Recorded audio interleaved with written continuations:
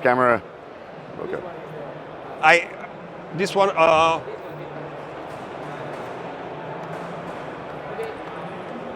Good morning. I am joined today by Giacomo, who is the Beyond Insurance Officer at Unipol. Giacomo, good morning. Good morning. It's day 2 of ITC DIA Europe. So a few sore heads this morning, but I've just come from your keynote, which was a full house. So congratulations on drawing a crowd at 9 a.m. So that's the first job achieved. I'm a rock star. You're now a rock star. Before that, you were just a keynote speaker. Yeah. Now you're a rock star. So congratulations. So I have a few questions. So I thought the presentation was wonderful. You talked about Unipol's business in a lovely, detailed way. So I felt, as an audience participant, I got a lot of exposure to what you're doing and also your numbers. So a real focus on property, welfare, I think you positioned it as, and then the mobility side. So maybe just run me through the 3 divisions of the business, or 3 areas of the business, because it seemed that the mobility was much more advanced than the other 2, but I'm sure there are opportunities across the board. Yes, mobility for us is much mature ecosystem for 2 reasons. One, we started in the past, because we started 15 years ago talking about mobility when we invented the telematic. We were the first in Europe to create an insurance policy with a device, a GPS device. In time, this experience gave us data, knowledge of behavior of our customers, so helped us in building the ecosystem. And it's an ecosystem that is more mature at the level of the market. The other one are starting, even because the market is starting. And so today we have a real big ecosystem that is mobility, that counts for 80% of our business. We have a smaller one that is welfare, but in our idea the potential is even much higher than mobility, so we are focusing a lot on that. Property is less glamour, less digital, less cool, but it's of course for us a cash cow, because people are living in houses. In Italy, most of Italians own house, needs a lot of services, and we can provide them. So this is a sort of the number 1 is mobility in terms of figures now. In terms of potential, welfare will be the king, and property will help the 2 king and queen to stay on the market. I love it. I love it. And your role, does it sit across all 3? Yes. I manage the 3. In reality, we have these 3 big ecosystem, and the 4th one that we call Tech and Pay, so technology and payments, that provides devices, infrastructure to the 3 other. So the Beyond Insurance in Unipol, we are organizing insurance and beyond insurance. And in the Beyond Insurance, we have more than 20 companies or brands to cover the needs of the 3 ecosystem and the, let's say, cross ecosystem of tech and payments. Okay, and so one of the things, I'm moving it, so I have a real interest in the innovation space. So what's the 3-year journey, the 5-year, the 10 years out? One of the things I noticed when you're talking about the welfare space is you use the word acquisitions a couple of times when building that ecosystem. So where we are today is a room full of incredibly talented startups, innovators, scale-ups, and the rest. How do you as a business look to connect with that ecosystem? Is that through direct M&A activity into acquisitions? Is it through partnerships? Is it investments? How is it structured for you? When we try to understand if an initiative makes sense for us, the first question we put on the table is, why Unipol? Because if it's just a matter of I have money or I have customer, it's not our interest. We have to put on the table real synergies and real assets that can make this initiative succeed. Once we have passed this, it's a process for us. If it's a green light, then we started to understand if it's better to make an internal startup. We have made some of them. If it's better to make an acquisition, so an M&A process, or if it's better to make a partnership with a third party. Of course, what we want is to keep inside the group the slices of the pie that provides margin. So for example, if you talk about mobility, we have internal provider of insurance, cars, maintenance and whatever, and we are just partnering, for example, with the mobility as a service provider, because at the moment it's a business that has no margin. We have to provide them to our customers, but in this case we share the value with them. In any case, when we talk about M&A, we can have two different approaches. One is for, let's say, more stable situation. Let's make an example. In the welfare sector, we are setting up a greenfield structure, but acquiring structure. In that case, it's an 100% acquisition because it's a structure, a medical structure that is working, so it's okay to integrate it in our platform. If we talk about technological startups, fintech, insurtech, or whatever, our idea is that it makes no sense to purchase 100% of a startup. Because we are, imagine a big whale inside a pond. Sure. This is our company. Of course, it's one of the most important companies. It has process and mechanism, let's be a little bit vintage. So you are going to kill the baby as soon as you buy it. So our approach is always 70-30. We acquire 70% of the company, but the 30% remains the founder and the management. And the idea and the mission is, I'm going to make you rich. Because if in a 5 years' time you will have an earn-out with a put and call option, a typical structure of that, it means that we are much richer than you. And it means that you have run the business exploiting all the synergies and possibility of values of the group. So this is our, we say to the startup, use the group as a sponge. You have to put as much as possible value outside this sponge. So for us it's very important because if I acquire 100% of a company, the founder and the guys goes away, I'm not able to run my house, imagine a startup. So okay, love it.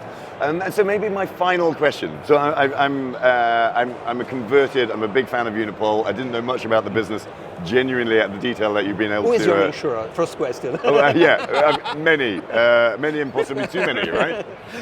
Yeah, but also but my insurers, I love the mobility section you're talking about. They don't help me buy a car. And they certainly don't look after my tax and all the way through to reselling my car at the end, right? So that whole, I don't know, relationship across the value chain and caring for your consumer in such a broad way was a very big surprise that I didn't realize that Unipol were providing, because that really is a big infrastructure play, right? Yeah. Doing that. And again, it started with the question, why Unipol? Because Unipol has a network of 2,500 agents that are insuring customers and talking about cars and services in the last 20 years, because we have a very strong fidelization. So our agents knows the person for 20 years. Maybe he has helped the customer to decide to buy a Pandani instead of 500. So it was a natural step to say, let's make a business plan, understand if you're suitable for purchase a car from Unipol. And so this was the first step. And the other aspect is that we have built a platform to support the management of the policies. We have 10 million customers car. So we have a lot of claims, windshields that are broken, the tow trucks. Once you manage that platform for these figures, it's very easy to put it on the market. And that's what we are doing. We start from the captive market, and I don't have to struggle with marketing. I have zero acquisition cost. It's my customer, I tell him, go in my car shop, and that's done. But when it works, it's easy to propose to other fleets, to other channels, the services that you have built. So at no additional cost, you can go on the market. Sure. And I loved also I can't remember the name, so forgive me, but it was the description about the app that you've created to pay for the tolls and other things. But the bit that I took away is the multiple touch points that you have. So I think you have 90% adoption, then 90% of those use it on a weekly basis, right? And so the stats are huge, and the very fact that you as an insurer have so many touch points with your customers in providing them value, fascinating. We launched Unipol Move. Let's make a step back. In Italy, for 33 years, it was not possible to enter the tolling market in the highway, because there was a monopoly of the state. It has opened in 2019. We follow the procedures to enter, and we enter the market. So we are the second player. Why? To be honest, not to make a lot of money out of the single. It's a very, it's €1 per month, the service. So we are not going to be rich for that. But it's easy to sell. It's easy for attracting prospects. We have sold more than 500,000 in 1 year of these devices. 35% to non-Unipol site customers, so incredible. An Allianz or Generali customer that enters a Unipol site agency to buy Unipol Move.